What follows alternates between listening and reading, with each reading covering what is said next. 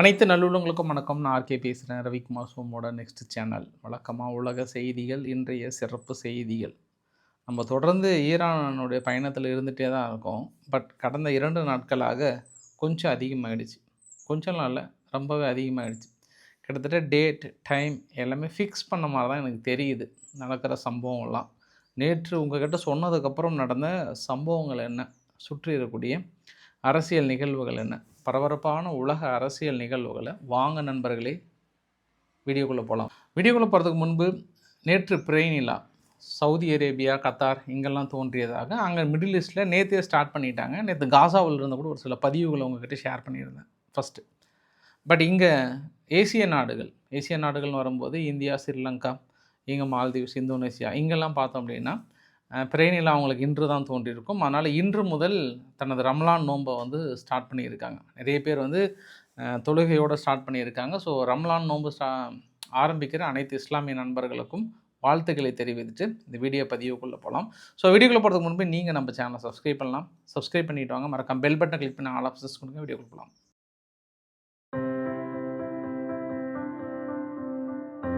நேற்று ஒரே ஒரு இஷ்யூ. நேற்று நான் கிளைமேக்ஸில் சொன்ன கருத்தை இப்போ நான் முன்னாடி சொல்கிறேன்.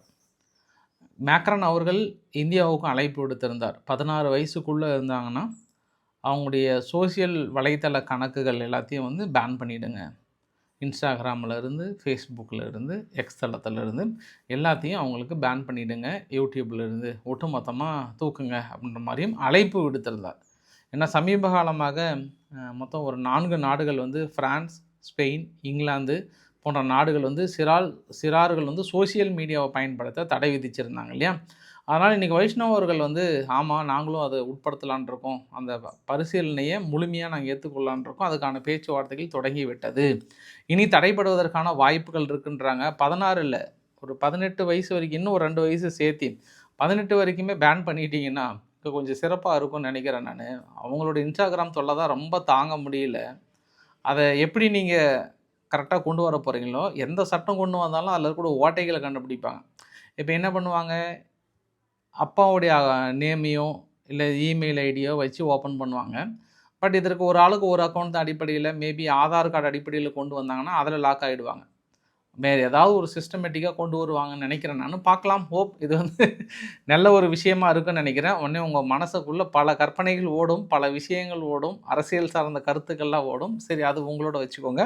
நம்ம இப்போ நேராக எங்கே போகலான்னா, நேற்று இரவு நான் உங்ககிட்ட சொல்லியிருந்தேன், ஒரு 68 விமானத்துலேருந்து 93 பக்கம் ஒரே சமயத்தில் வந்ததுங்க. அது இல்லாமல் ஒரு 160 போர் விமானங்கள் பக்கம் ஆல்மோஸ்ட் மிடில் ஈஸ்டில் ஒட்டுமொத்தமாக சேத்தனமாக இருந்தது இல்லையா. மறுபடியும் ஒரே சமயத்தில் கிட்டத்தட்ட 193 fighter jet, F-16, F-22, F-35, அதில் F-15 இது எல்லாமே ஜோர்டன், சவுதி அரேபியா மறுபடியும் வந்து ஃபில் பண்ணிட்டாங்க.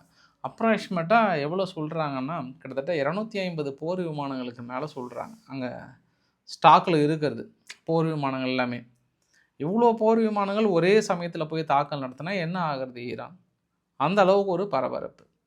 அதுக்கு தான் இந்த ராய்டர்ஸ் பத்திரிகைகள் இருந்து எல்லாமே என்ன சொல்லியிருந்தாங்கன்னா, 2003 ஈராக்கில் இனோவேஷன் அதாவது உள்ளே புந்து தாக்கல் நடத்தினாங்க இல்லையா, அப்போ கூட இந்த அளவுக்கான ஒரு போர் விமானங்களை குவித்ததில்லை. ஆனால் இதுதான் முதல் முறைன்றாங்க. டைம்ஸ் ஆஃப் இஸ்ரேல் என்ன சொல்கிறாங்கன்னா, சனிக்கிழமை இந்த தாக்கல் நடத்த போகிறாங்க அப்படின்றாங்க.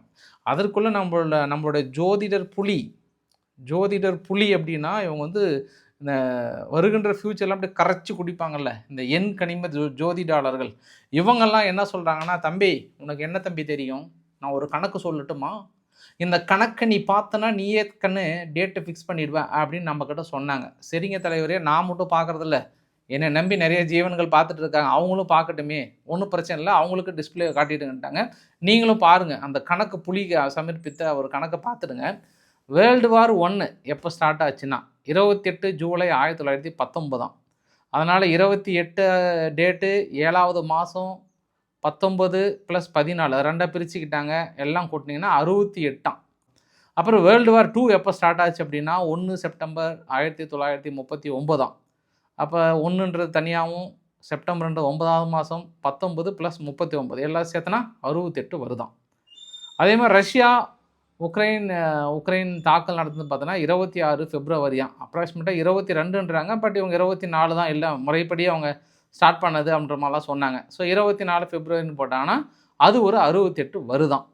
அப்போ யுஎஸ் வந்து ஈரான் மீது தாக்கல் நடத்துறதுக்கு எப்படிப்பா அப்படின்னா, இப்போ 20ஆம் தேதிங்க, 20, 2, 20, 26 சேர்த்திங்கன்னா 68 வருது. அப்போ இதெல்லாம் கூட்டி கழித்து பார்த்தீங்கன்னா 68 வருது தம்பி. உனக்கு வெள்ளிக்கிழமை தாக்குதல் தம்பி. அன்னைக்கு நிறைந்த நல்ல நாளாக இருக்குது. நிறைந்த நல்ல நாளில் ஈரான் வந்து தாக்கல் நடத்துறதுக்கான வாய்ப்புகள் இருக்குது அப்படின்னாங்க. எப்படிப்பா ராகு கேதெல்லாம் ஒப்புதல் கொடுத்துட்டாரா அப்படின்னு நான் மனசில் நினச்சிக்கிட்டேன் நான்.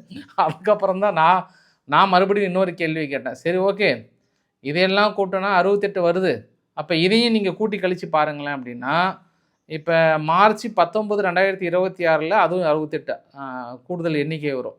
ஏப்ரல் 18ஆம் தேதியும் பார்த்தோன்னா 2026 அதுவும் 68 வரும். மார்ச் 17 பார்த்தீங்கன்னா அதுவும் 68 வரும். அப்போ டிசம்பர் 10, 2026 பார்த்தோன்னா அது சேம் தான், 68 தான் வருது. இதையெல்லாம் வைத்து நம்ம கால்குலேட் பண்ணலாமா அப்படின்னா அதுக்கு வந்து யோசனையான பதில் தான் வரும். பட் நம்ம ப்ரிடிக்ட் பண்ணலாம். வெள்ளிக்கிழமை, சனிக்கிழமை, அப்படின்லாம் திங்கக்கிழமை, இந்த ஒரு 3 நாளுக்குள்ளே தாக்கல் நடத்துவாங்க. இந்த தடவை நீங்கள் பியூராக அதற்கான வாய்ப்புகள் நிறையவே தென்படுகிறது. ஆனால் அதுலேயும் எனக்கு ஒரு சில டவுட் வந்து இன்னும் கொஞ்சம் அப்படியே எட்டி தென்படுகிறது. காரணம் என்னென்னா, திடீர்னு மார்க்கோ ரூபியோ அவர்கள் இஸ்ரேலுக்கு 28ஆம் தேதி டேட் கொடுத்துருக்கிறார். இஸ்ரேலுக்கு 28ஆம் தேதி டேட் கொடுத்துருக்கிறாருன்னா எங்கே தாக்குதலுக்கான ஒரு பெரிய இஷ்யூ போயிட்டுருக்கு, பெரிய பரபரப்பாக இருக்குது. இன்றைக்கி கூட சீனானுடைய ஒரு ரேடார் கில்லர் வந்து கொடுத்துட்ருக்காங்கன்ற மாதிரியான பதிவுகளும் பார்க்க முடியுது. இந்த YLC 8B long range anti steel radar அப்படின்னு சொல்கிறாங்க. இது 500 கிலோமீட்டர் தள்ளி இருக்கக்கூடிய போர் விமானங்களை டிடெக்ட் பண்ணிடும். மிசைல்ஸ் த்ரெட் வந்து 700 கிலோமீட்டர் வரைக்கும் தள்ளி இருந்தது அப்படின்னா டிடெக்ட் பண்ணிடும், கண்டுபிடிச்சி கொடுத்துடும்.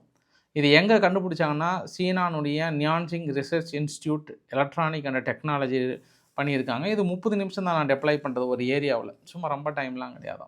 போனாங்கன்னா ஒரு 30 நிமிஷம் செட் பண்ணிவிட்டு அப்படியே 700 800 கிலோமீட்டர். ஒருவேளை அந்த விமானி அப்படியே தூங்கிட்டு இருந்து முழிச்சு அடிக்கலாமான்னு நினச்சா கூட அங்கே வந்து பிளிங்க் ஆகிடுமா, பிளாங்க்னு அப்படியே அடிச்சுட்டே இருக்குமா, தயார் அலாட்டாக இருங்கன்ற மாதிரி பயங்கரமாக அலாட்டை கொடுத்துருன்ற மாதிரி தயார் நிலையில் இருக்கிறாங்க ஈரான் தரப்பில். ஏன்னா இது சீனாவும் வந்து ஒரு ட்ரையல் பேஸ்டாக பார்க்குறாங்க. இங்கே பாருப்பா, டெஸ்ட் பண்ணி பாருங்கள் கரெக்டாக ஒர்க் ஆகுதா அப்படின்ற மாதிரி பார்க்குறாங்க. அப்போ மார்க்கோ ரூபியோ அவர்கள் 28 வராரு. சீனா பெரிய அளவுக்கு உதவி செய்கிறாங்க. அங்கே போர் கப்பல்கள் வேறு போர் பயிற்சிகளை மேற்கொள்ள போகிறாங்களே, அது உண்மையா அப்படின்னா இன்னும் அந்த போர் பயிற்சிகள் இன்னும் அறிவிப்பு வரல. ஆனால் எல்லாமே தயாராக இருக்காங்க. ஒருவேளை அந்த பதற்ற சூழ்நிலையின் காரணமாக கொஞ்சம் ஹோல்டு பண்ணுவதற்கு வாய்ப்புகள் இருக்குது. இல்லை அதையும் மீறி போர் பயிற்சிகள் ஹோல்டு பண்ணுறாங்களான்னு தெரியல. ஆனால் நேற்று இரவு அப்படின்னா ட்ரம்ப் அவர்களுக்கு அதிகாலை, நமக்கு இரவு நேரம். அதிகாலை மனுஷன் வந்து தூங்கி எந்திரிச்ச உடனே ஒரு ட்விட்டை போட்டார். என்ன ட்வீட் போட்டிருக்கிறாருன்னா, நான் பிரைம் மினிஸ்டர் கிர் ஸ்டார்மர் இருக்கிறார் இல்லையா, யுனைடெட் கிங்டத்தினுடைய பிரைம் மினிஸ்டர், அவர்கிட்ட எனக்கு நல்ல குட் ரிலேஷன்ஷிப் இருக்குது. ஆனால் இப்போ கொஞ்ச காலமாக கொஞ்சம் சரியில்லைன்ற மாதிரி சொல்கிறார். என்னென்னா 100 வருஷம் லீஸுக்கு வந்து டியாஜோ கார்சியா வந்து யாருக்கு கொடுத்துருக்காங்க, அமெரிக்காவுக்கு கொடுத்துருக்காங்க. அதாவது இந்த வரைபடத்தில் பாருங்கள், மொரிஷியஸ் பக்கத்தில் அந்த டியாகோ கார்சியா தீவு. இந்த தீவுனால் எங்கள் ரிலேஷன்ஷிப்பும் யூகே ரிலேஷன்ஷிப்பும் ரொம்ப ஸ்ட்ராங்காக இருக்குது, ஒப்புதல் கொடுத்ததுனால, 100 வருட ஒப்புதல் கொடுத்ததுனால. அதனால் பிரைம் மினிஸ்டர் ஸ்டார்மர் அவர்கள் கொஞ்சம் கொஞ்சமாக தனது கண்ட்ரோலை லூஸ் பண்ணுறாரு. அந்த முக்கியத்துவம் வாய்ந்த அந்த ஐலேண்டை வந்து மறுபடியும் மொரிஷியஸ் கொடுக்கறதா நான் கேள்விப்பட்டேன். ஆனால் இந்த தீவுனால் நாங்கள் ஈரான் சப்போஸ் டீலுக்கு வரல அப்படின்னா நாங்கள் அந்த தீவில் இருந்த ஏர்ஃபீல்டை லொக்கேட் பண்ணி மீதியெல்லாம் தாக்கல் நடத்துறதுக்கான திட்டத்தில் இருக்கோம். அதனால் அது எங்களுக்கு ரொம்ப அன்ஸ்டேபிள் ஆகிடும். அதனால் இப்போ இந்த அட்டாக்கிங்க்கு வந்து ரொம்ப முக்கியமாக தேவைப்படுறதுனால, அது இல்லாமல் ஃப்யூச்சரில் எங்களுக்கு அந்த தீவு தேவைப்படுறதுனால பிரைம் மினிஸ்டர் வந்து தனது கண்ட்ரோலை லூஸ் பண்ணாமல் அந்த டியாகோ கார்சியா தீவை தனது கட்டுக்குள்ளே கொண்டு வரதுனால, அது இல்லாமல் நாங்கள் ஏற்கனவே 100 வருட லீஸு கொடுத்துருக்கோம், அதை நீங்கள் மறுபடியும் அலோவ் பண்ணவும் மாட்டோம் நாங்கள். So do not give away, Diego Garcia வந்து கொடுக்காதீங்க அப்படின்ற மாதிரியான ஒரு ஸ்ட்ராங் ஒரு ப்ரெஷரை கொடுக்குறாரு. அந்த ப்ரெஷருக்கான காரணம் என்ன அப்படின்னா, பெரும்பாலும் அமெரிக்கா என்ன நினைக்கிறாங்கன்னா, இந்த தீவிலிருந்து தாக்கல் நடத்துனாங்கன்னா இப்போ அமெரிக்கா தாக்கல் நடத்துகிற இடங்களையும் நாங்கள் அழித்து விடுவோம்னு சொல்கிறாங்க. அப்போ ஈரான் வந்து திருப்பி இந்த தீவை தான் தாக்கல் வரணும். இந்த தீவு ரொம்ப தொலைவில் இருக்குது.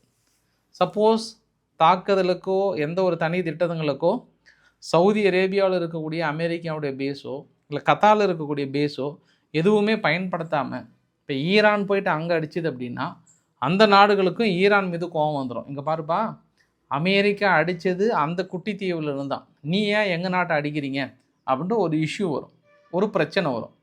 அதனால் அமெரிக்கா என்ன பண்ணுறாங்க, நாங்கள் சும்மா எல்லா போர் விமானம் நிறுத்தி வைப்போம், பட் நாங்கள் கொண்டு போய் அங்கேருந்து தான் மெயின் தளமாக அமைக்க போகிறோன்ற ஒரு வார்த்தையும் சொல்கிறார். அதனால் யூகே கொஞ்சம் கன்சிடர் பண்ணுங்கள், கொஞ்சம் பார்த்து சூதானமாக நடந்துக்கோங்க, கண்டிப்பாக கிவ் அவே கொடுக்காதீங்கன்றாங்க. கொஞ்ச நாளைக்கு முன்பு நாடாளுமன்றத்தில் தீர்மானமாகவே கொண்டு வந்தாங்க.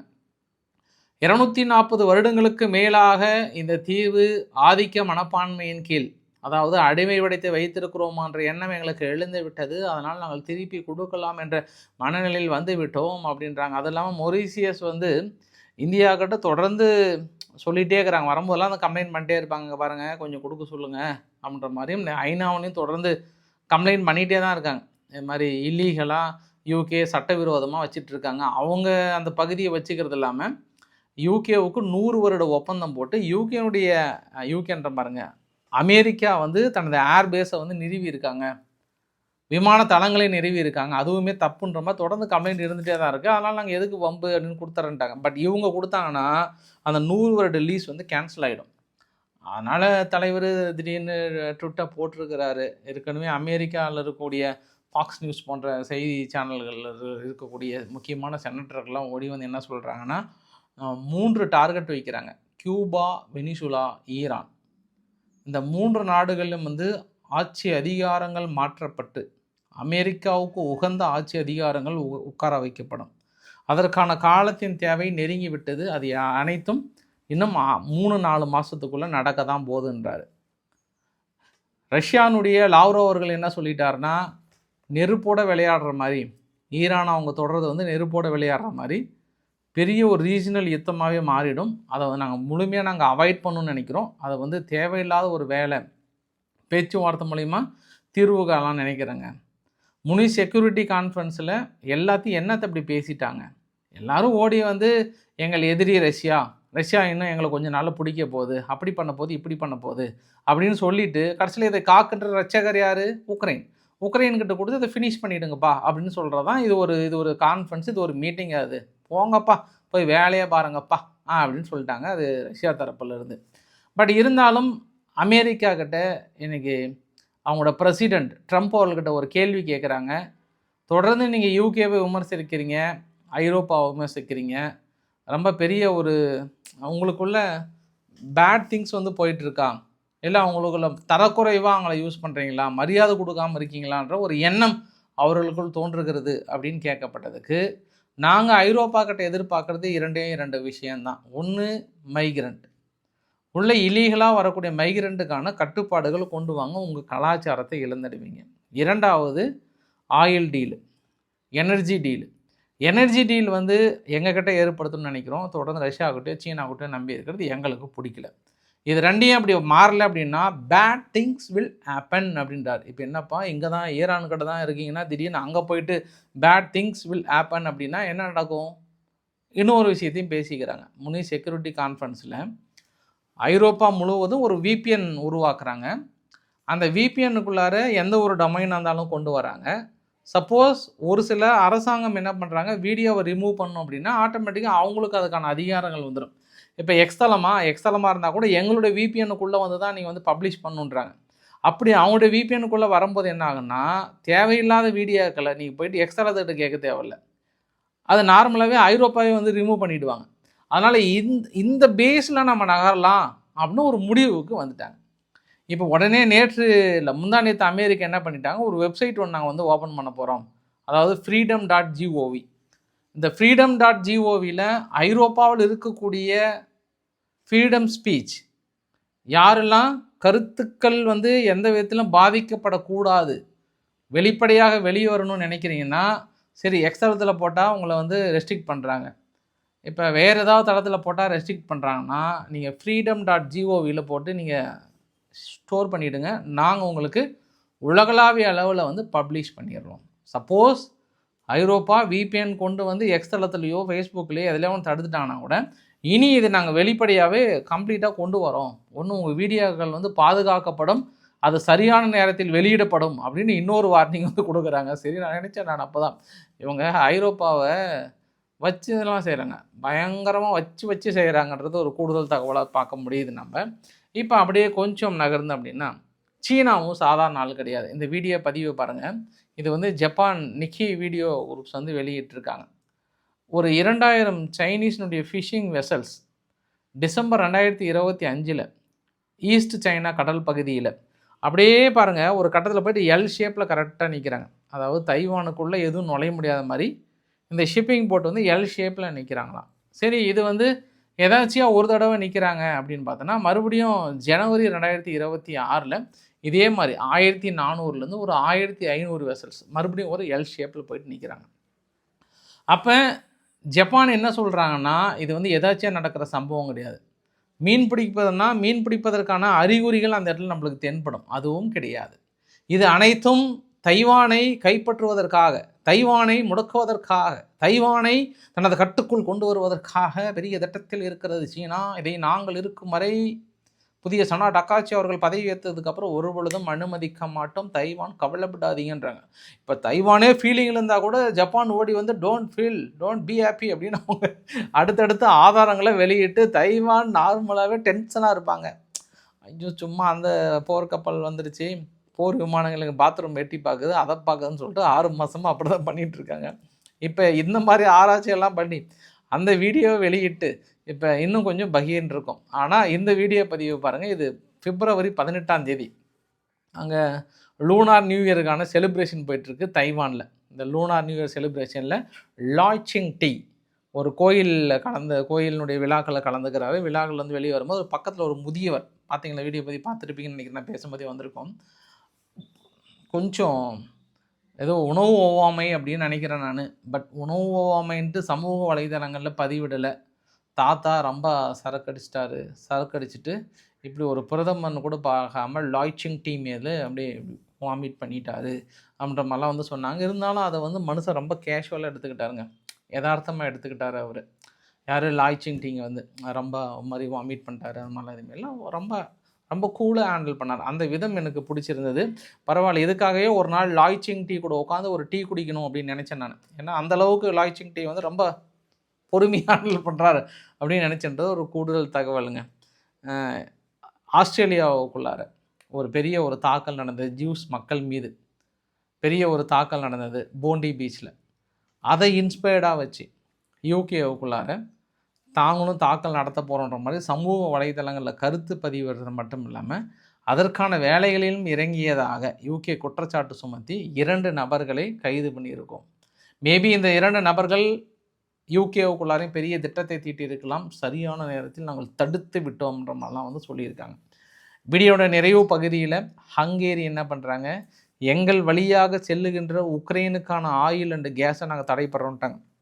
இதுக்கப்புறம் நீங்கள் கொண்டு போக முடியாதுன்ட்டாங்க. ஏன்னா இதற்கு முன்பு என்ன ஆச்சுன்னா உக்ரைன் வழியாக தான், ட்ரூசா பைப்லைன் வழியாக தான் ஹங்கேரிக்கு ஆயில் அண்டு கேஸ் வந்தது. ஜனவரி 1, 2026 உக்ரைன் பிளாக்மெயில் பண்ண ஆரம்பிச்சிட்டாங்க. நாங்கள் உங்களுக்கு கொடுக்கணும் அப்படின்னா ஐரோப்பாவில் இணையறதுக்கு ஒப்புதல் கொடுக்கணும், அது இல்லாமல் நீங்கள் ஏன் தொடர்ந்து ரஷ்யாக்கிட்ட வாங்குறீங்க, அது வந்து போர்க்களத்துக்கு யூஸ் ஆகுதுன்ற மாதிரிலாம் எங்களை பிளாக்மெயில் பண்ணி மிரட்டி எங்களை அடி பண்ணிய வச்சாங்கல்ல. அதற்கான நேரம் இன்றைக்கி பாருங்கள், காலம் எவ்வளோ மாறி இருக்குது.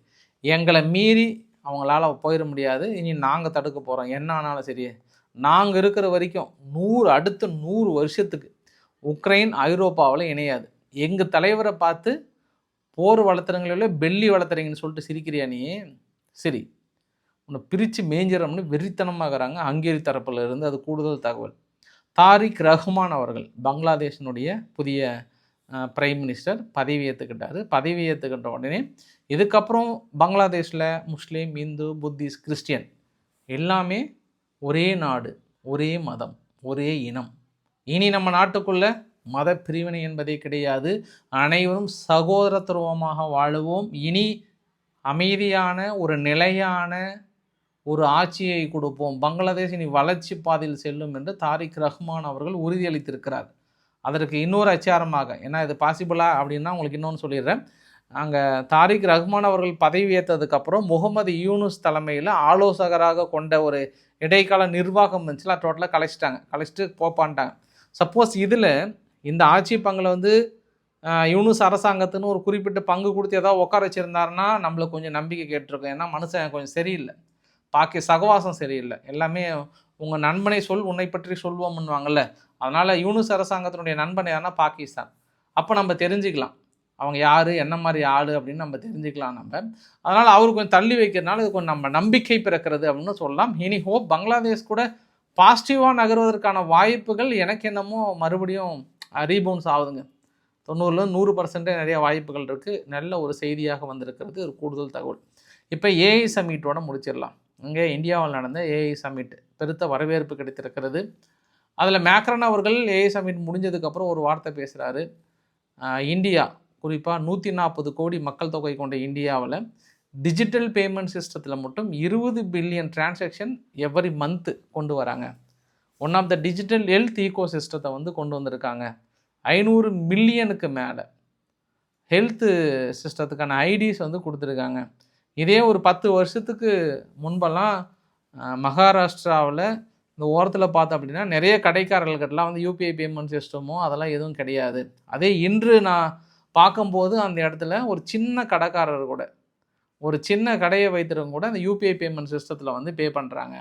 இது வந்து இந்தியாவோட வளர்ச்சியை பார்க்குது. இத்தனை கோடி மக்களிடம் இதை வந்து ரீச் பண்ணுறது வந்து பெரிய விஷயமா நாங்கள் பார்க்குறேன்றாங்க. இதுலேயும் ஒரு உள்ளர்த்தம் இருக்குது அவர் பேசுனதுலையும். 10 வருஷத்துக்கு முன்பு இல்லை அப்படின்னா அப்போ காங்கிரஸை சொல்லிட்டாரா அப்படின்னு ஒரு ஆங்கிளில் வந்து பார்க்குறாங்க எதிர்கட்சி தரவு சார்பாக வந்து. ஆனால் அது நம்ம சொல்லலாங்க, டிஜிட்டல் பேமெண்ட் வந்து எல்லா இடத்துலையும் இன்றைக்கி வந்து சின்ன சின்ன கடையில் கூட, எல்லாம் சின்ன சின்ன கடையில் கூட 10 ரூபாய் 20 ரூபா கூட நம்ம வந்து டிஜிட்டல் பேமெண்ட்டில் இறங்கிட்டு ஒரு கூடுதல் சிறப்பு அம்சமாக பார்க்கலாம். இந்த மாதிரி எல்லா நாடுகளுமா இருக்கா அப்படின்னா இல்லை. பட் அந்த டிஜிட்டல் பேமெண்ட்டுக்கான க்ரெடிபிலிட்டி நாளைக்கு ஏதாவது உள்ளே பூந்து ஹேக் பண்ணி வேறு ஏதாவது பண்ணிட்டாங்கன்னா, இல்லை நிறைய ஆன்லைன் திருட்டுகள்லாம் தொடர்ந்து நடக்குது, ஏமாற்றிட்டு இருக்காங்க, லிங்கை கிளிக் பண்ண சொல்லி நம்பர் பண்ண அந்த மாதிரி இதெல்லாம் தடுத்துட்டாங்கன்னா இன்னும் கொஞ்சம் நம்ம சேஃபாக உணர்வோம். அதற்கான வேலைகளும் சப்போஸ் இதுக்கப்புறம் யாராவது எந்த பேங்க் அக்கௌண்ட்டை வச்சுக்கிட்டு சப்போஸ் நம்ம அக்கௌண்ட்டில் திருட ஆரம்பித்தாங்கன்னா ஒட்டுமொத்தமாக அவங்க மறுபடியும் அக்கௌண்ட்டே ஓப்பன் முடியாத அளவுக்கான சட்ட திருத்தங்களை கொண்டு வந்திருக்காங்கன்றது கூடுதல் தகவல். பட் ஆர்டிஃபிஷியல் இன்டெலிஜென்ட்டில் இந்தியா தனித்துவமாக இருக்க வேண்டும். அமெரிக்காவை நம்பியோ சீனாவை நம்பியோ இருக்கக்கூடாது. தனித்துவமாக இருக்கும் பட்சத்தில் பிரான்ஸ் வந்து முழுமையாக நாங்கள் இணைந்து செயல்பட தயாராக இருக்கும், இளைஞர்களுக்கு உயர்தர பயிற்சிகள் கொடுக்க வேண்டுன்ற மாதிரிலாம் வந்து சொல்லியிருந்தாங்க.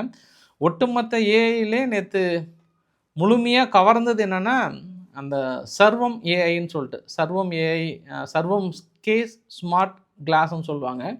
இது ஃபஸ்ட்டு பிரதமர் மோடி அவர்கள் போட்டு பார்த்தது. இந்த கிளாஸ் வந்து அவங்களுக்கு டெமோ ஃபீஸ் மாதிரி காட்டினாங்க. அதுக்கப்புறம் வந்து ஃபுல்லாக டெமோவாக காட்டினாங்க. பட் இந்த கண்ணாடி என்னென்னா ஃபஸ்ட்டு இந்தியா தாங்க இந்த ப்ரொடக்ஷன் கொண்டு வந்திருக்காங்க. இது எங்கேயும் வாங்கினதெல்லாம் இல்லை. ஏன்னா பெங்களூரில் இருக்கக்கூடிய நிறுவனம் தான் அது கொண்டு வந்திருக்காங்க. 2023 இந்த நிறுவனம் ஸ்டார்ட் அப் பண்ணியிருக்காங்க. நம்ம அந்த கண்ணாடியை போட்டுட்டு மொத்தம் 11 லாங்குவேஜ் இருக்குது. அந்த 11 லாங்குவேஜ் சும்மா ஜஸ்ட்டு ரீடு, சும்மா அப்படி பார்த்தோம்னாவே போதும். அந்த கண்ணாடி என்ன பண்ணும், அந்த மொழிகளை உள்வாங்கி இந்த ஃப்ரேம் இருக்குல்ல, அந்த ஃப்ரேம்லேயே காதுக்குள்ளே ஸ்பீக்கர் மாதிரி இருக்கும். அதில் போயிட்டு அங்கே என்ன எழுதி இருக்குன்றது நம்மளுக்கு தேவைப்படுற மொழியில் கொடுத்துரும். இப்போ ஹிந்தி மொழியில் பார்த்தோம் அப்படின்னா நம்மளுக்கு தமிழில் வந்து சொல்லிடும், இந்த மாதிரி அங்கே எழுதியிருக்கு, கேட்குறான் மேக்கரான்னு எழுதியிருக்கு அப்படின்னு வந்து சொல்லிடும். இது வந்து ஒரு மிகப்பெரிய ஒரு பூஸ்டாக பார்க்கலாம்.